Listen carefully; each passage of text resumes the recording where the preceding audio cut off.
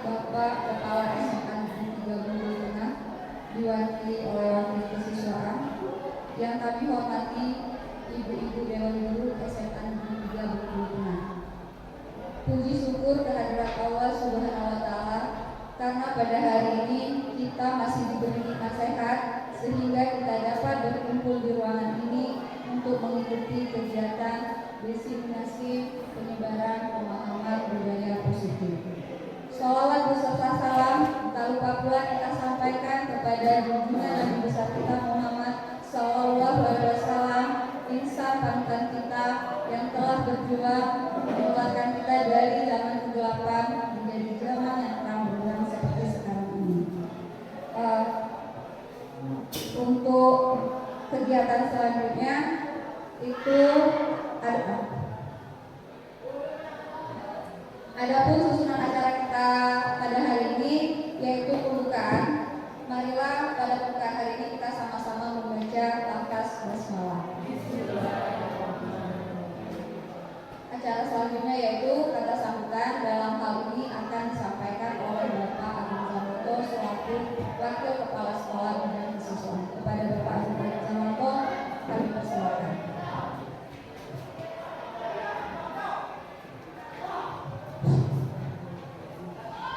Bismillahirrahmanirrahim. Assalamualaikum warahmatullahi wabarakatuh. Yang saya hormati Bapak Ibu Wakil Kepala Sekolah yang sempat hadir pada kegiatan hari ini.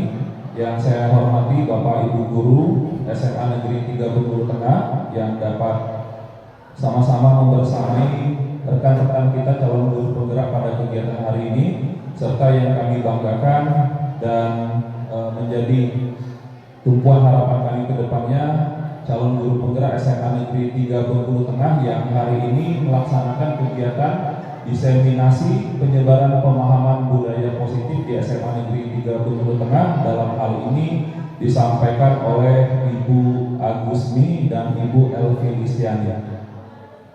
Alhamdulillahirrahmanirrahim, segala puji bagi Allah Subhanahu wa Ta'ala yang telah memberikan kita nikmat kesempatan kesehatan sehingga kita hari ini dapat hadir di ruangan ini dalam rangka mengikuti kegiatan diseminasi budaya positif yang dilaksanakan oleh para calon guru penggerak kita dalam keadaan sehat walafiat.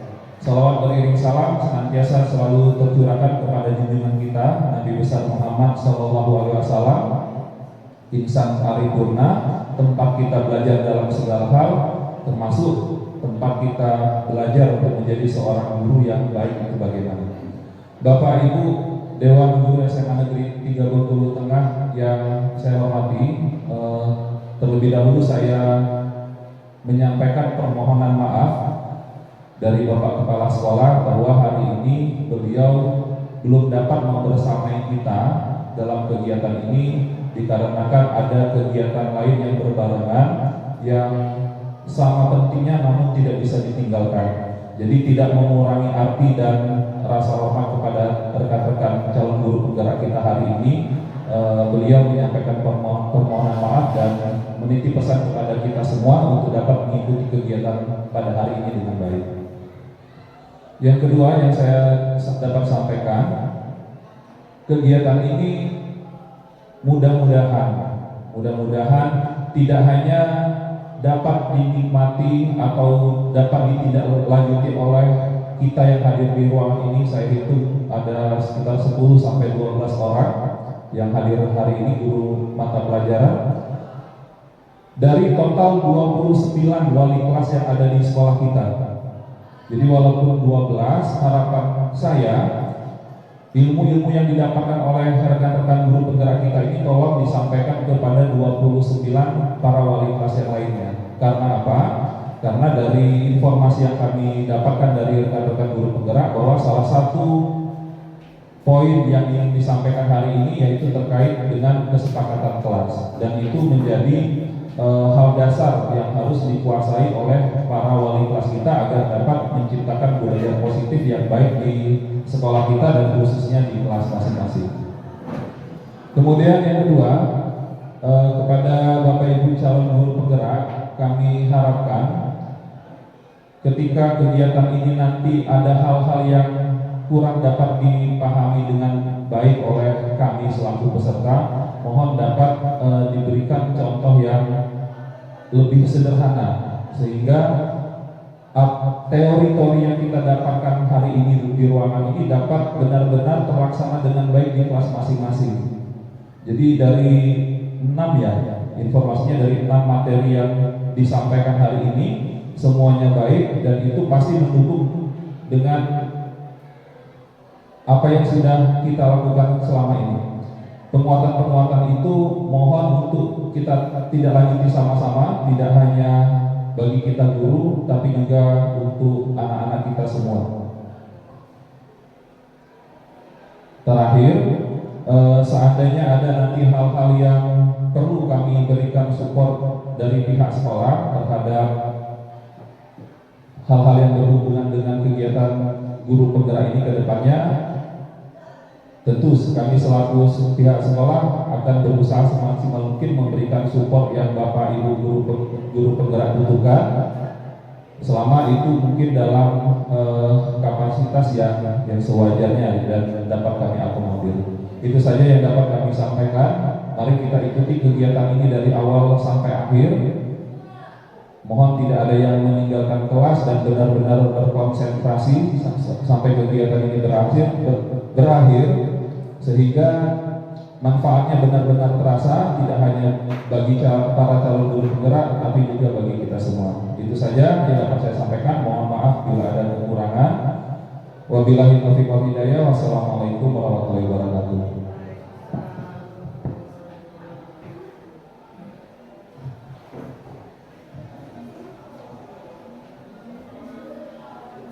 Terima kasih kepada Bapak Agung Zamanto yang telah memberikan kata sambutannya.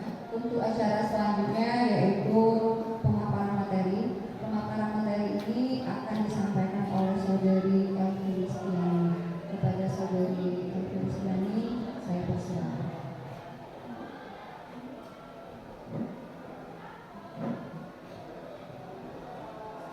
Saya langsung berdiri di sini saja. Assalamualaikum warahmatullahi wabarakatuh.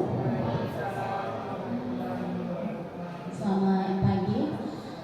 Yang terhormat Bapak Kepala Sekolah SMA Negeri 3 Bengkulu Tengah, dalam hal ini diwakili oleh Wakil Kehasiswaan yaitu Pak Agung Zamanto. Yang kami hormati Bapak dan Ibu yang telah menyempatkan untuk hadir pada kegiatan hari ini. Kami ucapkan terima kasih.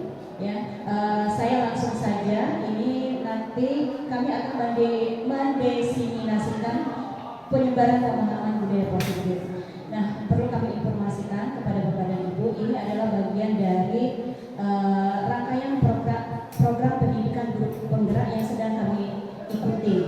Jadi ini kami sedang mengadakan aksi nyata, melakukan diseminasi penyebaran pemahaman budaya positif. Nah, budaya positif ini memang perlu kita pahami, ya, sehingga kita sebagai guru itu bisa menerapkannya, sehingga tujuan pendidikan nasional itu bisa dapat kita capai. Baik, langsung saja ya. Di sini saya sebagai narasumbernya, kemudian Ibu Agus ini sebagai moderatornya. Baik, Bapak dan Ibu, saya awali dengan beberapa pertanyaan ya, Bapak dan Ibu boleh menjawab dengan setuju atau tidak setuju. Ya. Yang pertama, apakah Bapak Ibu setuju bila pemberian hukuman dapat mendisiplinkan murid? Apakah Bapak setuju atau tidak setuju? Yang setuju? Boleh angkat tangannya Bapak dan Ibu yang setuju. Yang lain? Setuju atau tidak setuju Bapak dan Ibu? Artinya hukuman itu dapat mendisiplinkan murid. Setuju. Jadi ada yang setuju, ada yang tidak setuju. Oke ya? Ada yang sekali. Baik. Kita lanjutkan dulu ya Bapak dan Ibu ya. Kita lanjutkan. Iya, kita simpan dulu jawabannya. Yang kedua, pemberian hadiah akan meningkatkan prestasi murid. Nah, kita kan sering ini memberikan hadiah ketika murid-murid kita ada yang setuju, ada yang tidak, ada yang pernah memberikan hadiah atau tidak ya. Kemudian yang ketiga, seorang guru harus memberikan solusi untuk setiap murid yang bermasalah. Setuju? Oke. Ada yang tidak setuju? Ada. Baik, simpan saja dulu jawabannya. Kemudian yang keempat, guru berperan sebagai teman bagi murid. Nah, setuju. Nah, Bapak dan Ibu, kita tidak akan memutuskan sekarang apakah benar atau tidak. Ya, kita akan simpulkan nanti setelah diseminasi berlangsung. Oke, saya lanjut ya. Nah, di sini tadi saya mengatakan bahwa mendeseminasikan budaya positif. Apa sih budaya positif itu? Jadi budaya positif itu adalah perwujudan dari nilai-nilai atau keyakinan universal yang diterapkan di sekolah. Nah, nilai-nilai atau keyakinan yang universal. Nah, nilai-nilai ini boleh Bapak dan Ibu sebutkan. Yang dimaksud dengan nilai-nilai ini apa? Yang dimaksudkan atau keyakinan? Norma, oke. Aturan. Seperti yang disebutkan oleh Pak Agung tadi, ada kata disiplin, ya. Kemudian ada tanggung jawab, kemudian ada kemandirian. Itu adalah yang disebut dengan nilai-nilai keyakinan, ya. Saling menghargai, itu diantaranya. Baik. Nah, ketika kita ingin mewujudkan budaya positif di sekolah atau mau menerapkan budaya positif di sekolah, maka kita harus memahami konsep-konsep inti tentang apa itu budaya positif, sehingga nanti ketika kita menerapkan budaya positif itu tidak terjadi miskonsepsi.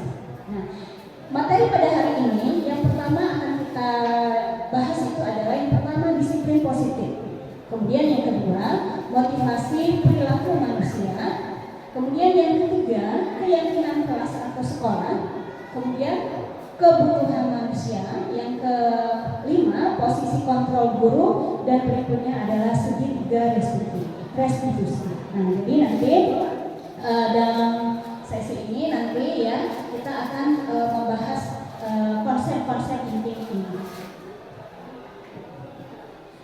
Nah, Bapak dan Ibu, sebelum saya lanjutkan, saya ada permainan sedikit permainan.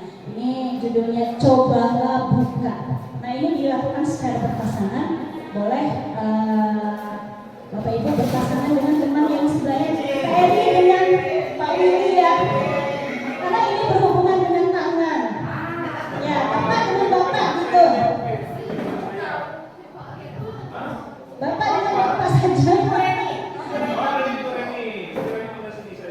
Baik.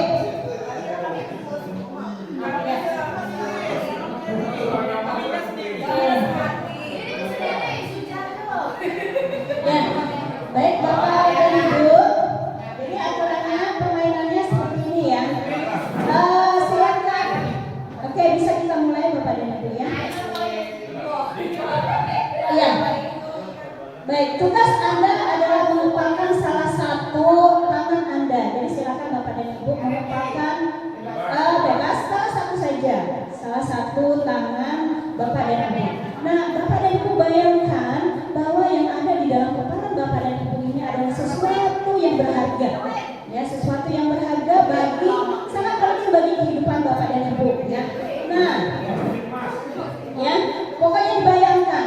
Nah, sekarang tugas temannya kita nanti secara bergantian karena akan dilakukan selama 30 detik nanti ya.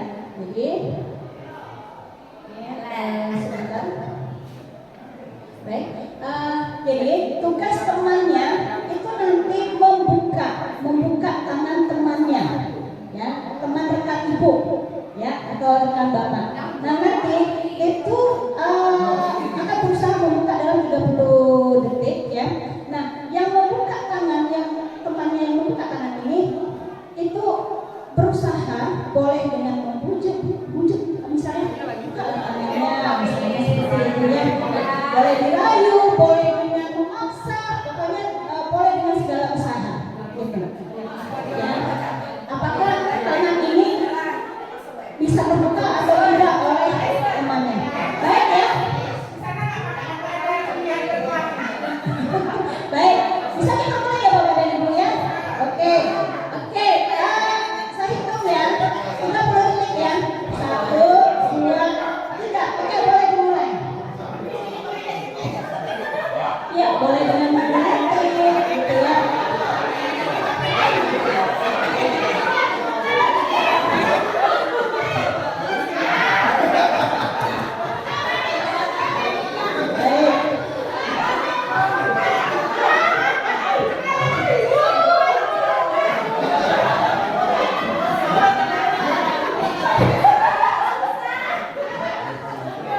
Oke, waktunya sudah 30 detik. Baik. Oke, kita bergantian ya. Bergantian. Oke. Oke, silakan kalian yang membuka tadi silakan menggenggam tangannya. Kemudian membayangkan mendahului. Baik ya, kita mulai lagi. Baik. Oke, silakan. Silakan. Ya, mulai.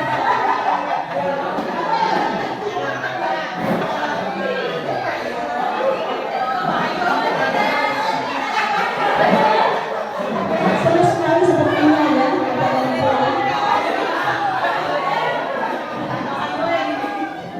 Baik, masih ada beberapa detik.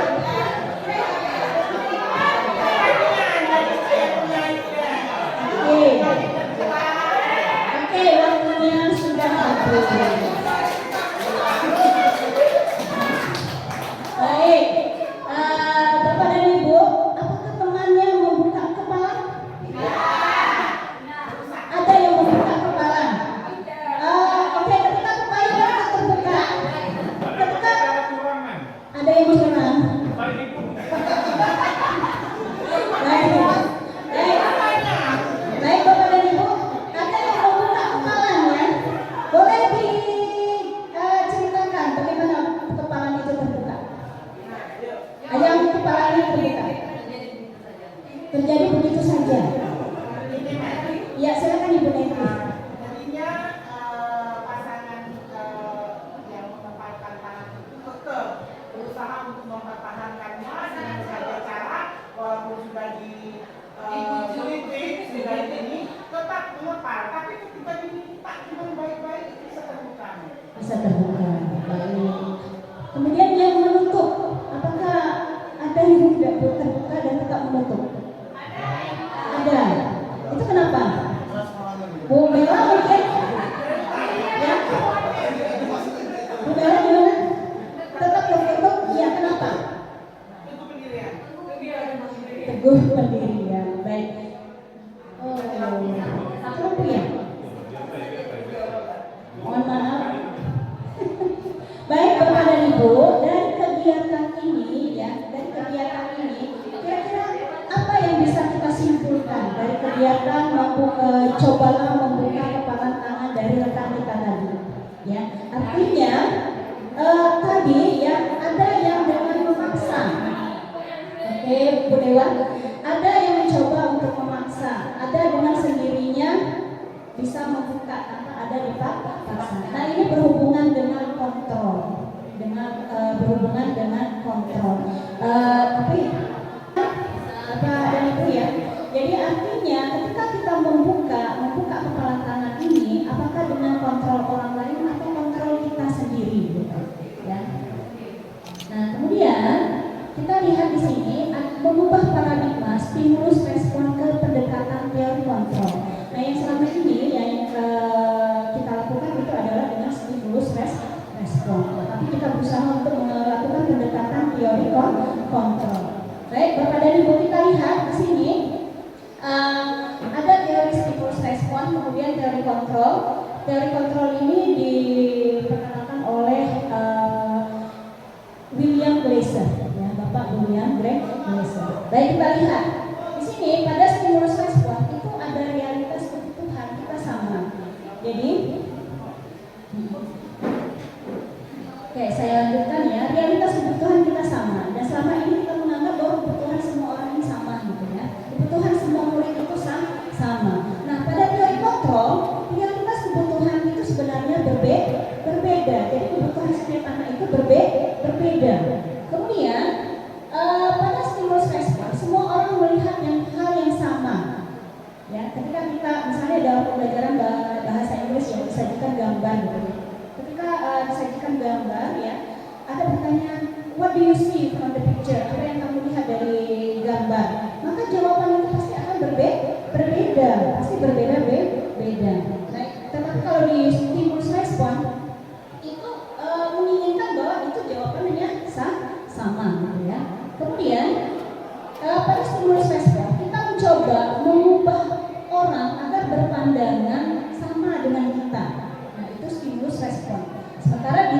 kontrol, semua perilaku memiliki tujuan. Jadi apapun perilaku kita itu pasti ada tujuannya, ada alasannya. Ya. Kemudian orang lain bisa mengontrol saya. Nah, kita ini bisa dikontrol sama orang lain. Ini menurut teori stimulus respon. Nah, sementara pada teori kontrol, yang mengontrol diri kita adalah kita sendiri. Ya. Kemudian demikian juga saya bisa mengontrol orang lain. Ya. Nah, Bapak dan Ibu, kita gimana sebagai guru? Apakah kita bisa mengontrol murid kita? Di rumah juga seperti itu. Apakah kita bisa mengontrol suami istri kita? Ya. Kemudian pada teori kontrol, Anda tidak bisa mengontrol orang lain. Nah, kemudian berikutnya pemaksaan ada pada saat rujukan gagal. Ya, pemaksaan artinya bahwa ada paksaan. Ya. Sementara kalau di teori kontrol itu membutuhkan kolaborasi dan konsensus menciptakan pilihan-pilihan baru. Kemudian pada stimulus respon ada model berpikir menang kalah, juara kalah gitu ya. Kalau di teori kontrol model berpikir menang.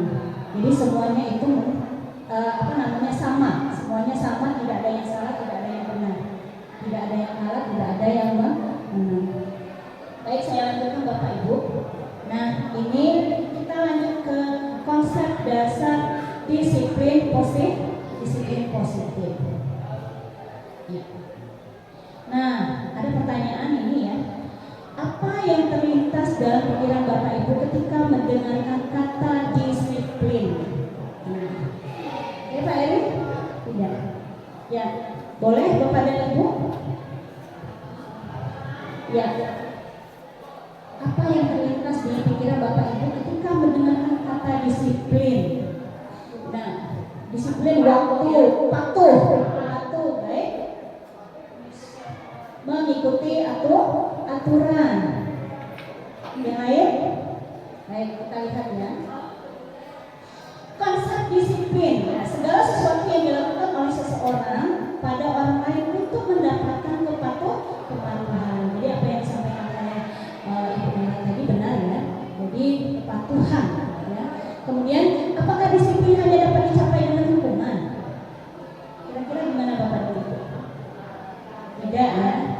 Kita sepakati tidak. Baik, kita lanjut ya. Disiplin positif memampukan peserta didik untuk memahami dan mengontrol setiap perilaku atau tindakan yang dilakukan agar senantiasa dilakukan dengan penuh kesadaran dan tanggung jawab sebagai bentuk menghormati diri sendiri dan orang lain di sekitarnya. Kemudian sebagai pendidik, tujuan kita adalah menciptakan anak-anak yang memiliki disiplin diri sehingga mereka ini bisa berperilaku dengan mengacu pada nilai-nilai kebajikan universal dan memiliki motivasi intrinsik. Ya, pada dasarnya penerapan disiplin positif di sekolah kita sudah banyak ya Bapak dan Ibu. Misalnya seperti apa kegiatan-kegiatan yang ada di sekolah kita? Oke, masuk kepadaku ya, kita bisa rasakan ya.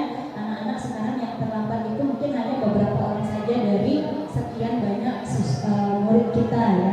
Kemudian kita juga ada penerapan, beberapa kelas sudah menerapkan pembentukan keyakinan ke kelas. Baik dan Bapak Ibu ya. Nah, di situ tadi dikatakan murid kita ya bisa berperilaku dengan mengacu kepada nilai-nilai kebajikan universal. Tadi kita sudah singgung apa sih kebajikan, nilai-nilai kebajikan universal itu. Kita lihat di sana. Ya. Jadi nilai-nilai kebajikan itu apa? Ya, jadi nilai kebajikan itu adalah nilai yang disepakati bersama. Ya, lepas dari suku bangsa, agama, bahasa maupun latar belakangnya. Nah, di sini kita lihat contoh-contoh nilai-nilai kebajikan. Nah, pada kurikulum Merdeka itu ada profil pelajar Pancasila. Nah, inilah nilai-nilai kebajikan yang sudah dirangkum pada profil pelajar Pancasila. Yang pertama itu beriman dan bertakwa pada Tuhan Yang Maha Esa dan berakhlak mulia. Kemudian berkebinekaan global, gotong royong, mandiri, kreatif, bernalar kritis. Nah ini adalah rangkumannya. Tentu ada nilai-nilai kebajikan yang terkandung di dalam setiap poin-poin tersebut. Ya, di situ ada 6 poin, ada proyek belajar Pancasila. Nah kemudian ini contoh yang lainnya dari IBO Primary Years Program ya. Ada rasa hormat, toleransi, integritas, mandiri, menghargai, antusias, empati, kerjasama. Nah ini semua sebenarnya sangat dibutuhkan ya ketika kita menerapkan budaya positif di dalam sekolah ya. Kemudian di situ ada penambahan keterampilan hidup, dapat dipercaya, lurus hati, pendengarannya aktif, tidak merendahkan orang, memberikan yang terbaik dari diri. Nah ini adalah contoh-contoh nilai-nilai kebajikan. Ya karena kita tahu agama apapun, suku bangsa apapun pasti ada nilai-nilai saling menghormati, ya saling menghargai, gotong royong, ya bertanggung jawab. Demikian ya Bapak dan Ibu. Saya lanjutkan materi berikutnya ya. Teori motivasi, hukuman dan restitusi. Saya rasa ini sebenarnya sudah tidak asing lagi bagi Bapak dan Ibu. Ya, jadi ketika kita melakukan sesuatu pasti ada motivasi. Nah, mungkin pengalaman kita sendiri ya Bapak dan Ibu ya. Kita dari rumah terburu-buru supaya tidak terlambat. Kira-kira motivasi kita apa? Atau mungkin kita masuk ke kelas gitu ya, tepat waktu. Kita masuk ke kelas itu tepat waktu. Nah, kira-kira motivasinya apa? Gitu ya. Nah, ini langsung terjadi terjadi kepada kita. Nah, ini ada motivasi yang pertama untuk menghindari ketidaknyamanan atau hukuman. Nah, kemudian yang kedua untuk mendapatkan imbalan atau penghargaan dari orang lain. Nah, kira-kira apa Bapak dan Ibu pernah merasakan ini? Gitu, ada motivasinya seperti ini ya. Kemudian yang ketiga untuk menjadi orang yang mereka inginkan dan menghargai diri sendiri dengan nilai-nilai yang mereka percaya. Nah kemudian itu pada disiplin positif, motivasi intrinsik akan berdampak jangka panjang, tidak dipengaruhi oleh hukuman ataupun hadiah.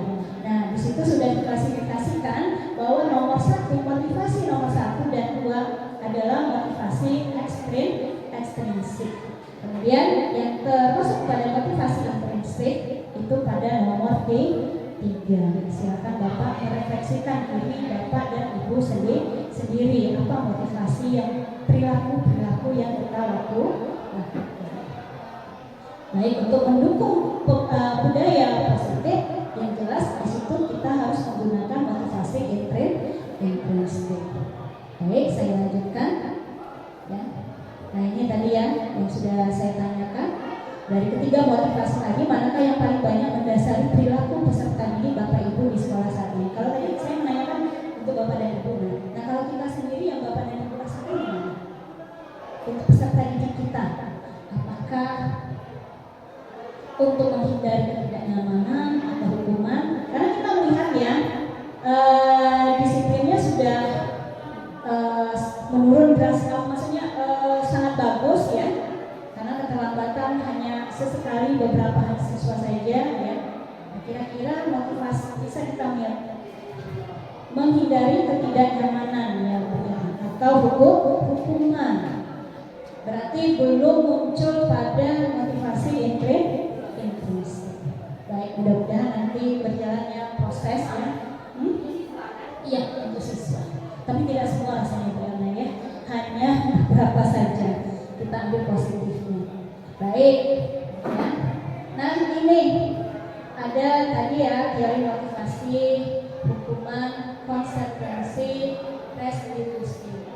Nah kita tadi berbicara hukuman ya, hukuman di awal tadi ya, apakah pemberian hukuman itu dapat mendisiplinkan murid. Kita lihat sekarang ya hukuman.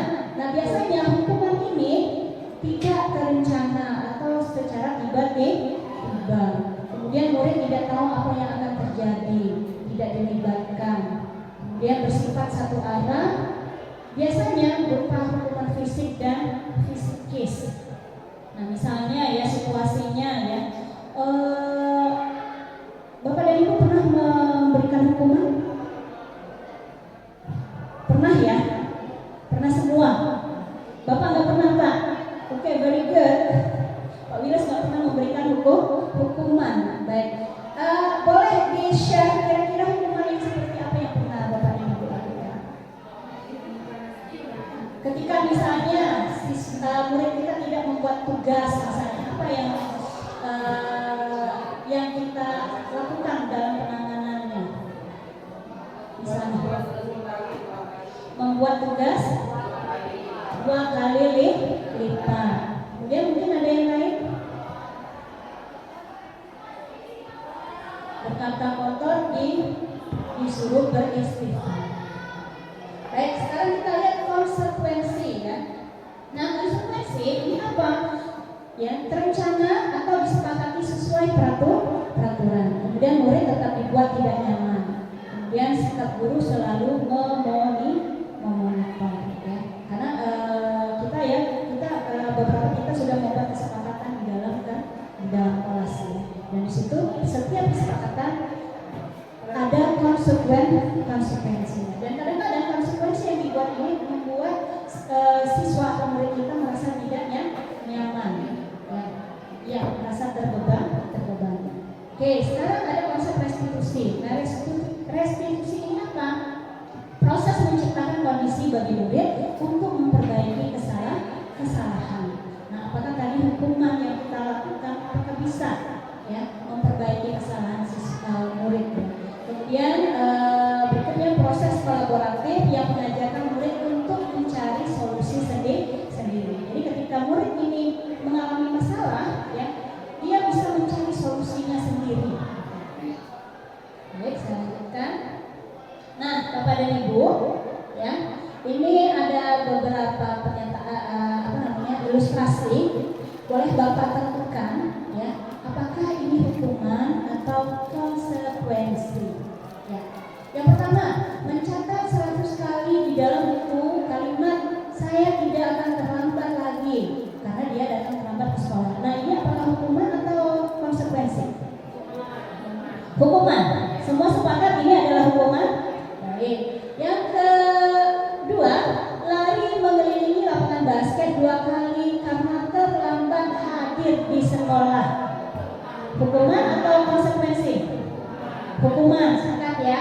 Kemudian membersihkan coretan yang dibuatnya di meja tulis. Hukuman atau konsekuensi? Konsekuensi atau hukuman? Konsekuensi ya, sepakat semuanya konsekuensi. Baik, menggantikan kertas tugas teman yang telah dicoret-coret. Apakah ini konsekuensi atau hukuman? Sepakat konsekuensi ya. Baik, berjemur di lapangan basket pukul 12 siang karena mengobrol dengan teman. Hukuman. Membersihkan tumpahan air di meja tulis karena tersenggol pada saat belajar. Konsekuensi. Kehilangan 10 menit jam istirahat untuk mengerjakan tugas karena terlambat datang dan tertinggal pelajaran selama 10 menit. Konsekuensi. Oke, Bapak dan Ibu, very nice. Bawahnya itu potong kayaknya. Baik, nah ini jawabannya ya. Oke, betul semua Bapak dan Ibu ya. Aplaus untuk kita semua. Baik. Nah, ini ya bagaimana sebaiknya reaksi kita apabila murid melakukan kesalahan. Boleh diceritakan Bapak dan Ibu apa yang pernah kita lakukan ketika bagaimana sebaiknya reaksi kita apabila murid melakukan kesalahan. Boleh share? Bu Eni, silakan.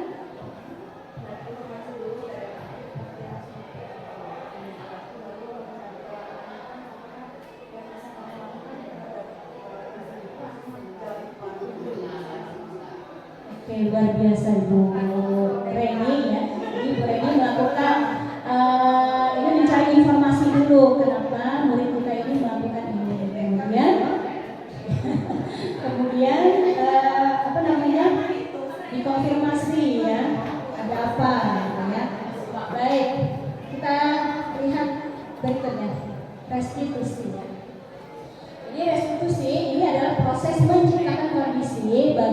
peserta didik untuk memperbaiki kesalahan yang telah mereka lakukan. Jadi kita yakin bahwa setiap orang itu pasti pernah berbuat salah, ya, berbuat salah. Tetapi kadang-kala bagaimana kita menyikapinya. Ya. Kemudian guru mengajak murid untuk berefleksi tentang tindakan yang telah dilakukan untuk memperbaiki diri sehingga ia menjadi pribadi yang lebih baik dan menghargai dirinya. Nah, apakah Bapak dan Ibu sudah melakukan restitusi kepada murid-murid kita? Sudah mulai, alhamdulillah. Baik, kita lihat lagi ya, apa itu restitusi ya? Jadi restitusi ini bukan untuk menebus kesalahan, namun untuk belajar dari kesalahan. Artinya kita menanamkan kepada murid kita, ya, bukan karena untuk menebus kesalahan. Ya seperti kita memberikan hukuman tadi kan, itu seperti menebus kesalahan. Ya. Kemudian memperbaiki hubungan. Nah, ketika kita menangani permasalahan siswa, kadang-kadang kita bentak-bentakan gitu ya, emosi gitu ya. Nah, pada tahap restitusi ini harapannya adalah hubungan antara murid dan guru itu menjadi baik ya. Kemudian adalah restitusi adalah tawaran, bukan paksaan. Jadi bukan kita tidak memaksa murid, tetapi menawarkan apa yang bisa mereka lakukan untuk menyelesaikan permasalahan mereka. Kemudian restitusi menuntun untuk melihat ke dalam diri. Jadi kita menuntun murid-murid kita untuk melihat ya apa nilai-nilai apa yang diyakininya. Ya. Kemudian dikaitkan dengan tindakan yang dilakukan. Kemudian mencari kebutuhan dasar yang mendasari tindakan. Nah, kebutuhan dasar, setiap perilaku yang dilakukan, ya, setiap perilaku yang tidak tepat itu ada kebutuhan dasar yang ingin dipenuhi oleh seseorang. Dalam hal ini adalah tentu murid kita, ya. Jadi ada kebutuhan dasar. Kemudian adalah cara yang paling baik. Nah, saat ini restitusi ini adalah dianggap cara yang paling baik dalam hal untuk penanganan masalah murid ya. Kemudian fokus pada karakter dan tindakan. Kemudian restitusi ini menguatkan. Kemudian juga berfokus kepada solusi. Dan terakhir mengembalikan murid yang berbuat salah pada kelompoknya. Karena kita menyadari ya, ketika ada murid bermasalah, dia kadang-kadang tidak dapat diterima di dalam kelompoknya sehingga dia merasa terkucil ya. Saya lanjutkan. Nah, ini ya, keyakinan ke kelas. Baik, sebelum saya lanjutkan, Bapak dan Ibu, kita langsung saja ada pertanyaan kira-kira dari penjelasan materi sebelumnya. Kalau tidak ada, saya lanjut ya. Kita ke keyakinan kelas ya. Keyakinan kelas tidak asing lagi buat Bapak dan Ibu ya. Dan di antara kita semua sudah membuat keyakinan kelas. Tetapi apakah keyakinan kelas itu sudah sesuai? Baik, kita lanjutkan ya. Di sini ada pertanyaan, mengapa keyakinan kelas? Mengapa bukan peraturan kelas? Boleh Bapak dan Ibu? Ya, Bu Neti.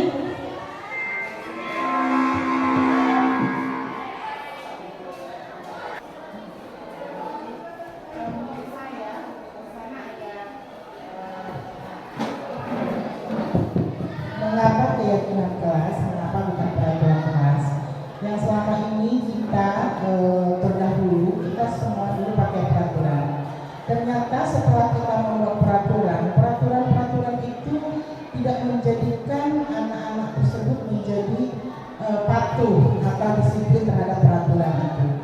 Nah, dengan pembelajaran yang kita dapatkan pada saat kita membuat peraturan atau tata tertib, kita memberikan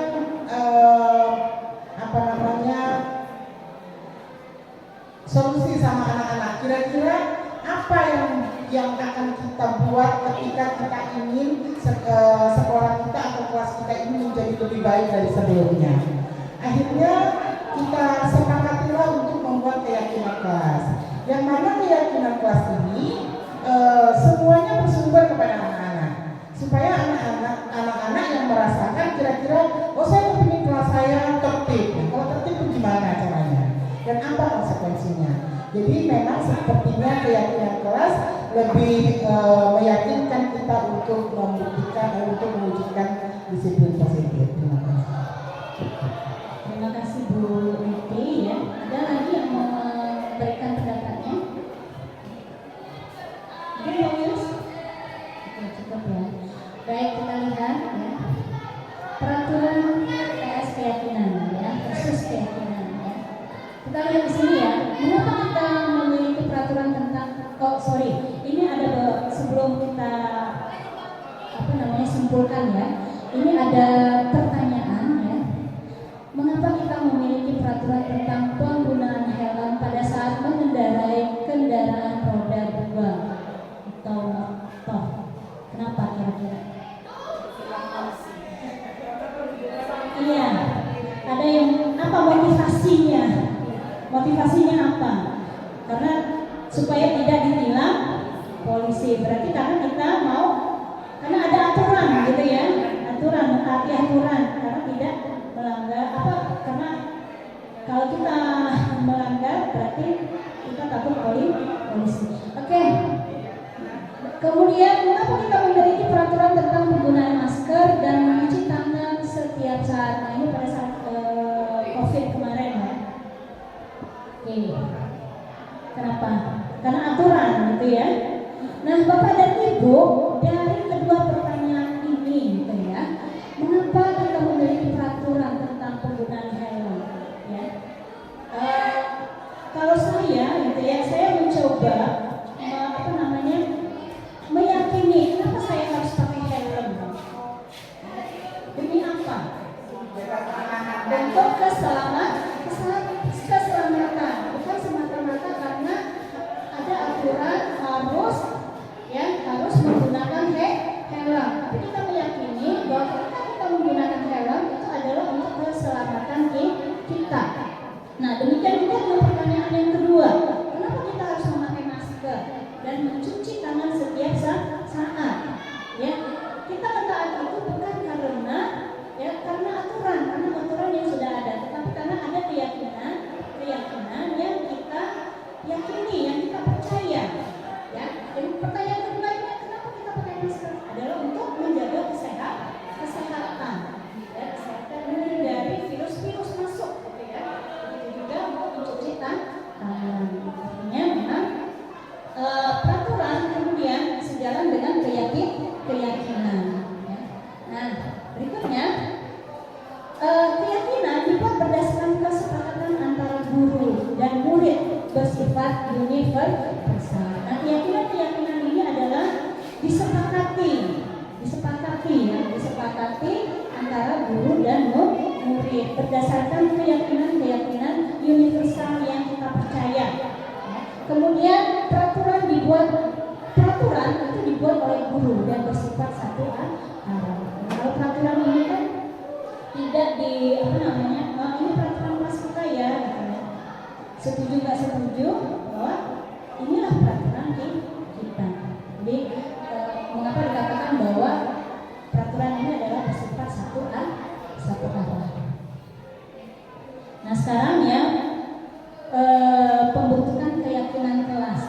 Nah ketika Bapak dan Ibu yang sudah pernah membentuk keyakinan kelas, apakah Bapak dan Ibu sudah mengikuti kriteria seperti ini? Ya. Jadi ketika kita mau membentuk keyakinan kelas atau membuat keyakinan kelas bersama siswa, kalimat-kalimatnya lebih bersifat abstrak. Ya. Kemudian kalimatnya berupa pernyataan universal. Kemudian dibuat dalam pernyataan positif. Jadi kalimat-kalimatnya itu harus dalam bentuk positif. Kemudian keyakinan kelas itu dibuat sedikit saja agar mudah diingat dan mudah dipahami. Jadi keyakinan kelas yang kita sepakati itu tidak perlu banyak-banyak.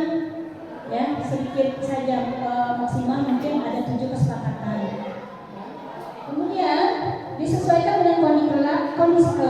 selesai sekolah sehingga mudah diterapkan. Jadi di sini kondisi kelas antara kelas 1 dengan kelas sebelah mungkin berbeda kesepakatannya, ya, karena kondisinya berbeda. Kemudian semua warga kelas, warga sekolah, warga kelas dilibatkan dalam membuat keyakinan ke kelas, karena ini merupakan kesepakatan. Artinya semua harus sepakat. Baik. Selanjutnya, ini tahapan pembentukan keyakinan sekolah atau kelas. Nah, Bapak dan Ibu, ya, ketika kita mau membentuk keyakinan kelas, ya, yang pertama yang kita lakukan adalah mempersilakan warga sekolah atau kelas untuk menyampaikan pendapatnya terkait peraturan yang perlu disepakati. Dan saya rasa ini pernah dilakukan Bapak dan Ibu, ya. Jadi kita tampung dulu nih apa-apa yang perlu disepakati. Kemudian yang kedua, mencatat semua masukan di papan tulis atau kertas besar agar dapat dilihat oleh semua warga sekolah atau kelas. Kemudian menyusun keyakinan kelas sesuai langkah pembentukan keyakinan sekolah atau kelas, yakni dengan menggunakan kalimat positif. Misalnya, jangan membuang sampah sembarangan, menjadi buanglah sampah di tempat sampah. Jadi kalimatnya kalimat positif. Dan ini yang kadang-kadang membuat kita bingung, ya. Benar Bapak dan Ibu? Ya. Kemudian yang langkah berikutnya, meninjau kembali daftar hasil diskusi dan secara bersama-sama menemukan nilai kebajikan yang dituju dari peraturan-peraturan tersebut. Kemudian nilai kebajikan inilah yang dimasukkan ke dalam keyakinan sekolah atau ke kelas. Misalnya apa tadi nilai-nilai kebajikannya? Contohnya tadi apa? Ada saling menghormati, saling menghargai, ya, menjaga kebersihan. Itu adalah nilai-nilai kebajikan. Kemudian meninjau kembali keyakinan sekolah atau kelas secara bersama-sama. Bila dirasa terlalu banyak, lebih dari 7 keyakinan, maka dapat dikurangi. Nah, kemudian yang langkah berikutnya, meninjau ulang, menyetujui dan menyepakati keyakinan sekolah atau kelas oleh seluruh warga. Kemudian terakhir, melakukan keyakinan sekolah kelas di tempat yang mudah dilihat oleh semua sekolah atau kelas. Nah, kemudian ini dalam kurun waktu tertentu, misalnya dalam 1 semester, keyakinan kelas ini bisa saja diubah sesuai dengan kondisi kelas. Nah, ini contoh keyakinan kelas, ya. Silakan Bapak dan Ibu baca, ya. Yang pertama itu selalu bersikap positif, senantiasa menjadi diri terbaik, percaya dan menghormati orang lain serta barang miliknya, berkomitmen terhadap setiap tugas, senantiasa membantu. Dan ini ada lima keyakinan yang kita bisa lihat di situ abstrak, jadi dia lebih umum, ya. Baik, selanjutnya, ya. Untuk di sini ada yang mau ditanyakan Bapak dan Ibu? Halo.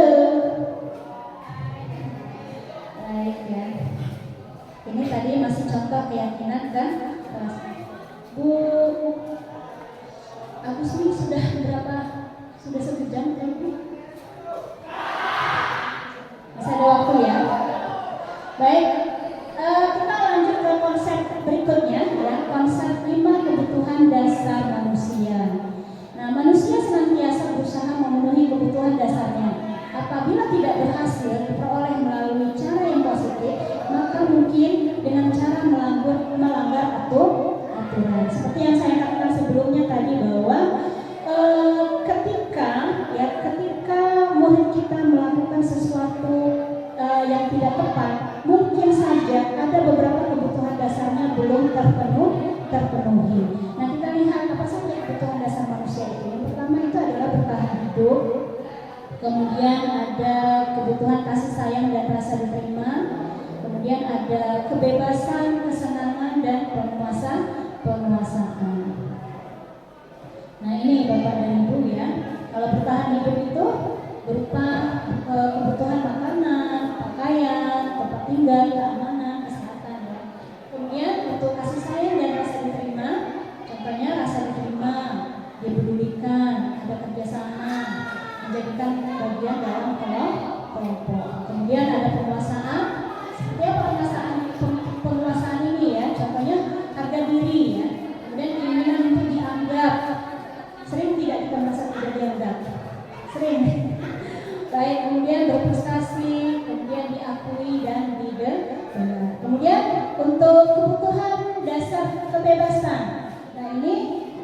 kemandirian, kemudian memiliki pilihan, mencoba hal baru, mampu mengendalikan arah dirinya. Kemudian untuk kesenangan ada kebutuhan bermain, ya, kebutuhan bercanda, antusiasme dan tertawa. Baik, saya lanjutkan. Nah, Bapak dan Ibu, ini ada beberapa pernyataan, ya, beberapa pernyataan. Apa kebutuhan dasar apa yang diperlukan di sini? Ya, yang pertama, ibu guru bilang aku tidak boleh bersenandung sewaktu mengerjakan tugas. Katanya kelas harus tenang, tidak ada suara. Kan nggak seru jadinya. Nah, kira-kira ini kebutuhan dasar apa yang dibutuhkan oleh murid ini? Kesenangan, ya. Jadi kebutuhan dasar yang seperti ini tadi Bapak dan Ibu, ya, ada 5. Baik, yang ini kira-kira kesenangan ya, kita cek. Ya, benar, kesenangan ya, Bapak dan Ibu, ya. Baik, selanjutnya ya kita identifikasi. Ibu guru tidak menyapaku hari ini, padahal aku pakai jepit rambut baru. Ini kebutuhan dasar apa? Yang ini dipenuhi oleh yang ini. Perhatian. Ini tadi ya. Kita cek ya. Kasih sayang dan rasa diterima. Selanjutnya, aku bosan, masa belajarnya cuma gitu-gitu aja, dengerin ibu guru aja. Kira-kira ini kebutuhan apa yang ingin dipenuhi? Hah? Bukan.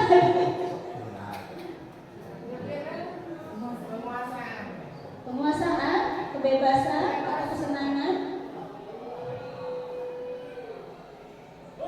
Ini ya, aku bosen, masa belajarnya cuma gitu-gitu aja, dengerin dulu aja. Kira-kira apa? Kita cek. Kebebasan. Oke, selanjutnya.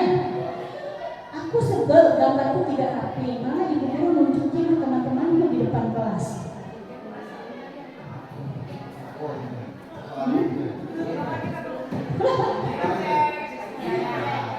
Kasih sayang. Oke, kita cek ya.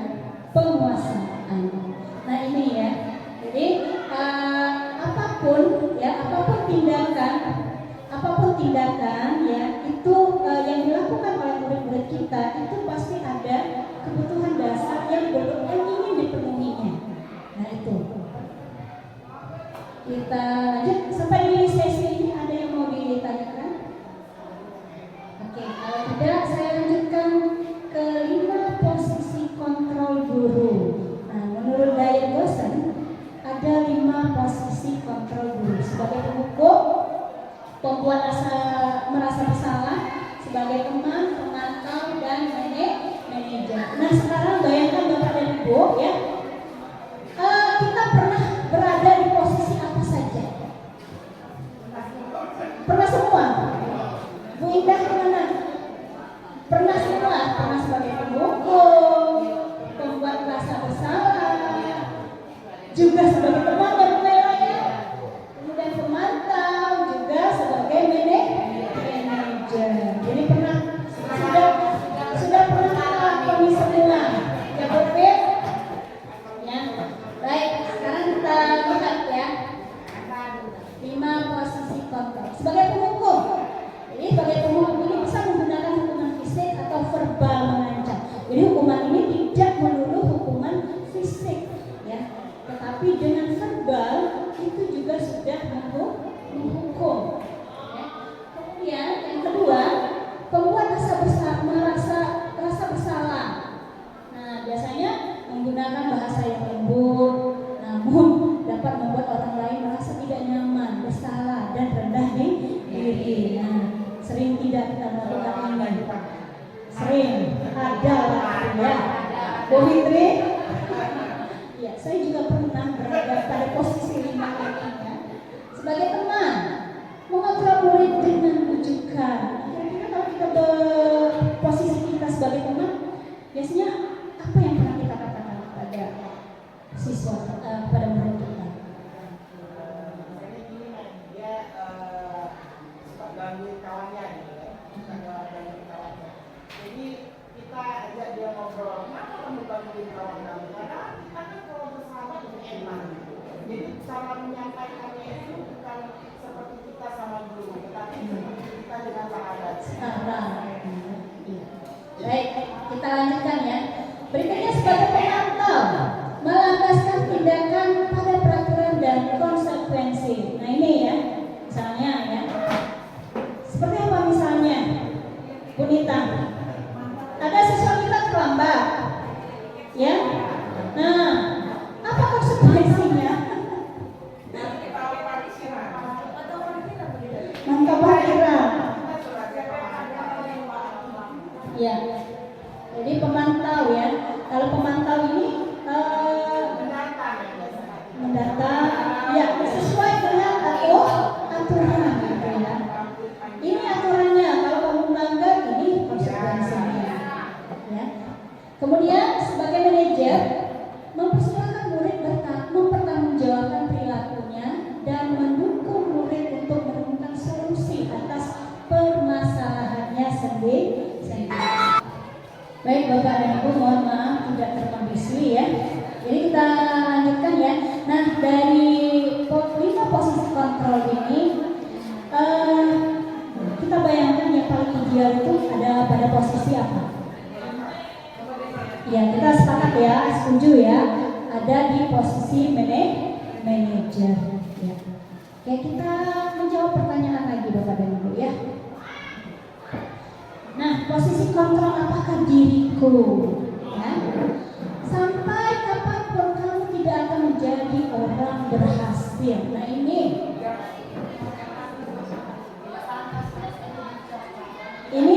sebagai di mana posisi? Sebagai apa posisi kita? Sebagai merasa bersalah? Sampai kapanpun kamu tidak akan menjadi orang? Sebagai penghukum secara verbal ya. Kemudian jika masih belum mengerti, nanti saya bantu. Sebagai penghukum, pembuat merasa bersalah, teman, pemantau, manajer. Sebagai teman, iya. Nanti saya bantu. Baik, selanjutnya peraturannya apa? Pemantau. Nah tadi ya apa namanya peraturan dan konsekuensi. Nah berikutnya apa yang akan kamu lakukan untuk menyelesaikannya? Nah ini adalah sebagai manajer. Baik, berikutnya jika tidak bisa menjawab pertanyaan ini maka tidak boleh pulang. Ini adalah sebagai penghukum. Jadi itulah contoh-contoh dari pernyataan-pernyataan yang kita sampaikan kepada murid-murid kita, menentukan di mana posisi kontrol kita. Ya. Selanjutnya, ya konsep berikutnya adalah tentang ini yang terakhir Bapak dan Ibu ya, nanti dilanjutkan oleh Ibu Agusi ya. Segitiga restitusi. Di awal tadi kita sudah sedikit menyinggung tentang restitusi ya. Jadi restitusi ini adalah suatu proses dialog yang dijalankan oleh guru agar dapat menghasilkan murid yang mandiri dan bertanggung jawab. Ya. Nah, ada 3 tahapan segitiga restitusi. Yang pertama adalah menstabilkan identitas, kemudian validasi tindakan yang salah, kemudian menanyakan keyakinan. Jadi pada tahapan menstabilkan identitas ya berdasarkan prinsip adalah membuat kesalahan adalah bagian dari proses pembelajaran. Jadi kalau murid pernah melakukan tindakan yang salah itu adalah proses pembelajaran.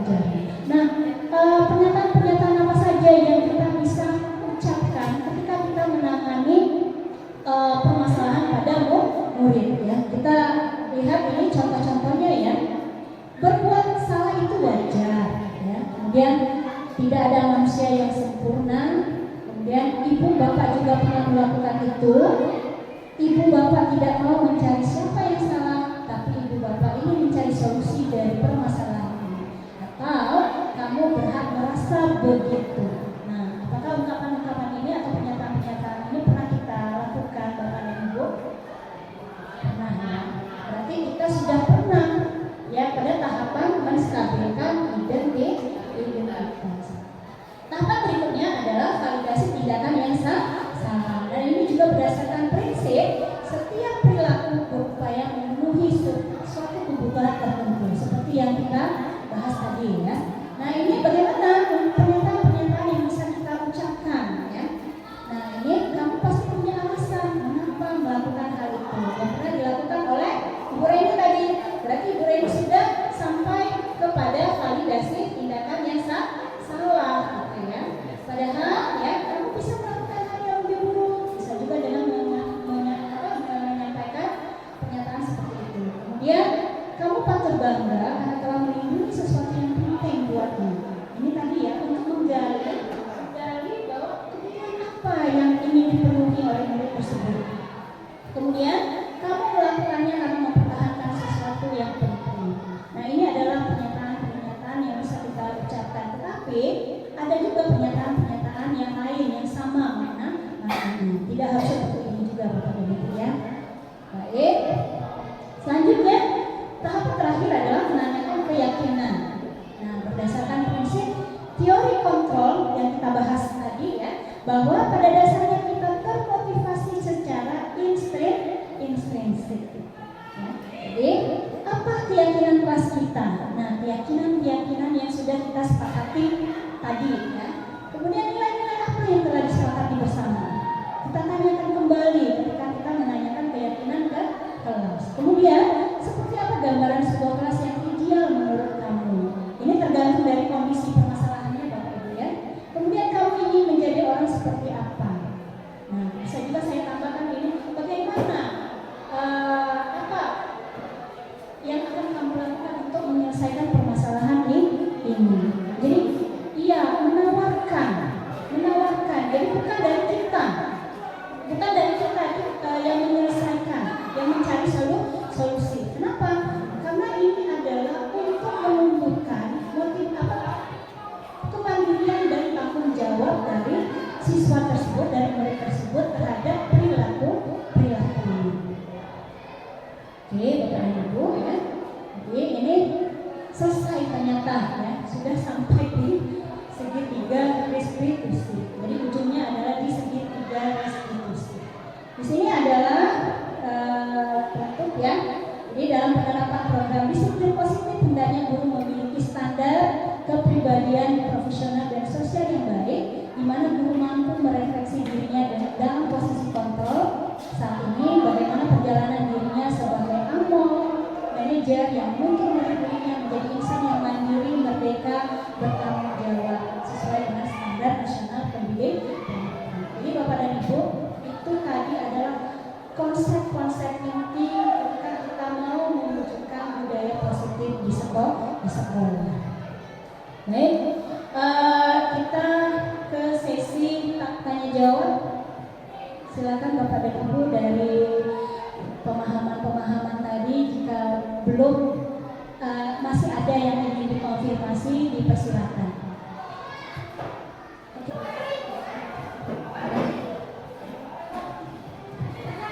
Terima kasih atas waktunya, semoga nggak bosan jadi ngomong terus. Begini Mem, karena tadi sudah ada materi tentang tentang keyakinan kelas. Kelas kami ini sudah kuat keyakinan kelasnya. Ternyata lebih banyak jumlahnya, tetapi sampai kalau nggak salah 9 ya, sepertinya 9 ya. Nah, itu semua data yang 9 itu memang murni muncul dari siswa. Keinginan siswa bagaimana kelas itu ingin mereka buktikan untuk mencapai yang lebih baik. Nah, sementara yang sudah dipaparkan tadi itu 7 gitu kan. Di sana kalau bisa 7, kalau seandainya lebih dari 7 boleh dikurangi. Dan apakah yang sudah kami buat itu harus segera dirubah atau di mana minta solusinya? Terima kasih.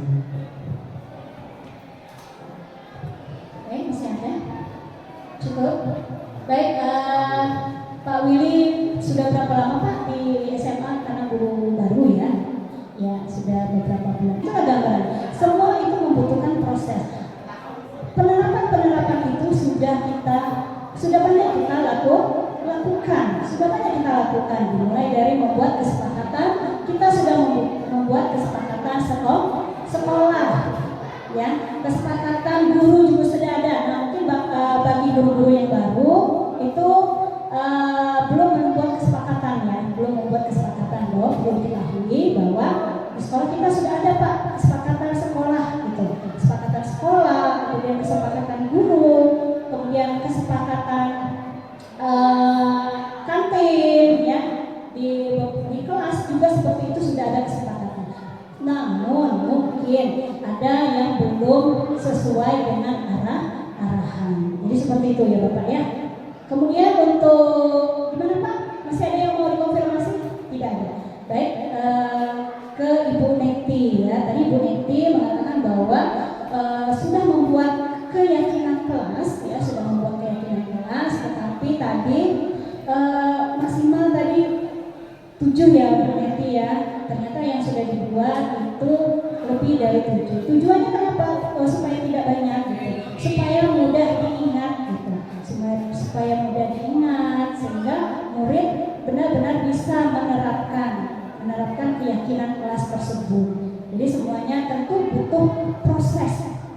Apalagi kan murid-murid kita ini selalu berganti. Saya rasa itu mudah-mudahan apa yang kami sampaikan tadi ya itu bisa membuka wawasan kita. Bukan berarti saya di sini berdiri sini saya tahu semuanya ya. Saya yang paling tahu, bukan seperti itu. Jadi kami mendestinasikan apa yang telah kami dapatkan dan mencoba untuk menyebarkan pemahaman yang sama kepada Bapak dan Ibu di sekolah.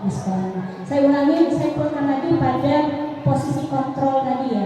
Idealnya kan kita berada pada posisi manajer, tapi tetap kita kondisikan dengan permasalahan-permasalahan yang ada pada siswa. Mungkin pada permasalahan tertentu mungkin memang kita dibutuhkan sebagai posisi kontrol, sebagai teman, atau mungkin ya posisi kita pada pemantau. Tetapi tetap idealnya posisi yang tertinggi adalah manajer, karena di sini menumbuhkan disiplin positif kepada murid-murid kita. Karena posisi kontrol sebagai teman, pemantau, dan manajer itu mengarahkan murid menjadi identitas yang sukses. Tetapi kalau hukuman dan sebagai pembuat merasa bersalah itu menjadikan murid menjadi identitas gagal.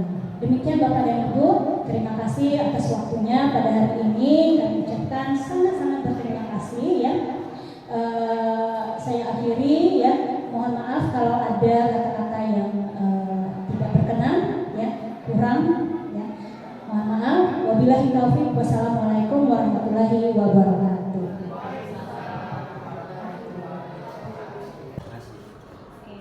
Fauzil tahu kenapa Ibu panggil hari ini? Tidak tahu. Oke, Fauzil, hari ini Fauzil datang ke sekolah tepat waktu? Tidak Bu, tadi saya terlambat dan gerbang sudah ditutup. Oke, boleh Ibu tahu sudah berapa kali Fauzil terlambat dalam bulan ini? Berapa kali ya? Mungkin sudah 3 kalian Bu. Fauzil tahu kan jam berapa kita masuk? Tahu Bu, jam 7.15. 7.15. Nah, hari ini Fauzil datang jam berapa? Jam 7.30. Baik, ya. Apakah Fauzil menyadari bahwa hal ini salah? Ya Bu, saya terlambat. Terlambat. Baik, Fauzil, setiap orang pasti pernah membuat kesalahan ya. Dan Fauzil pasti ada alasan kenapa Fauzil terlambat. Boleh Fauzil ceritakan kenapa? Saya bangunnya kesiangan Bu, jadi saya terlambat datang ke sekolah. Ya, kenapa bangunnya kesiangan? Memangnya Fauzil tidur jam berapa? Jam 12.30 Bu. Jam 12.30. Memangnya Fauzil mengerjakan apa? Saya bermain game Bu, jadi saking serunya saya tidak mengingat kalau sudah pukul 12.30. Oke, baik. Terima kasih Fauzil sudah jujur sama Ibu. Nah, kira-kira dengan kondisi ini apa yang akan Fauzil lakukan untuk memperbaiki masalah ini? Ya Bu, saya akan tidur lebih awal dan tidak bermain game sebelum tidur, dan agar saya tidak terlambat datang ke sekolah dan tepat waktu. Oke, berarti Fauzil sudah menyadari ya bagaimana untuk memperbaiki keadaan ini ya. Sekarang kita berbicara masalah keyakinan kelas ya. Kira-kira keyakinan kelas yang mana yang belum Fauzil tunjukkan? Kedisiplinan Bu. Oke, baik ya. Karena menjadi seseorang yang berhasil ya, maka dia harus bisa menerapkan kedisiplinan termasuk masalah kehadiran ya. Apakah Fauzil sudah bisa memahaminya? Ya Bu. Oke, karena Fauzil sudah menyadari ya bagaimana Fauzil mau memperbaiki keadaan ini ya, masalah ini, supaya Fauzil tidak datang terlambat lagi ya. Semoga Fauzil bisa konsisten dengan apa yang akan Fauzil lakukan. Ya begitu ya, Fauzil boleh kembali ke kelasnya sekarang. Baik Bu, terima kasih atas kesempatan yang diberikan kepada saya. Oke, boleh kembali ke kelasnya ya, sama-sama. Assalamualaikum. Assalamualaikum. Waalaikumsalam, silakan dulu Zara. Baik, terima kasih, Ma'am. Oke, Zara tahu kenapa Mem panggil? Iya, Ma'am, karena saya mengambil buku Aulia. Oke, betul. Jadi memang manggil Zara karena Zara mengambil buku bahasa Inggris Aulia tanpa izin ya. Oke, berbuat salah itu manusiawi dan tidak ada manusia yang sempurna. Zara setuju kan? Iya, Ma'am. Oke, baik. Kamu pasti punya alasan kenapa kamu melakukan hal tersebut. Boleh Zara cerita? Saya hanya mau mencatat tugas Aulia, Ma'am, karena saya belum sempat mengerjakan tugas Aulia. Sedangkan tugasnya hari ini harus segera dikumpulkan. Kalau saya minta izin kepada Aulia, belum tentu juga Aulia mau memberikan tugasnya kepada saya. Baik. Saya tidak akan menyalahkan kamu Zara ya. Tetapi apakah perbuatan Zara ini sesuai dengan keyakinan kelas kita? Tentu tidak. Oke, keyakinan kelas yang mana yang belum Zara tunjukkan? Meminta izin menggunakan barang orang lain. Oke, bagaimana Zara? Apa yang akan Zara lakukan untuk memperbaiki masalah ini?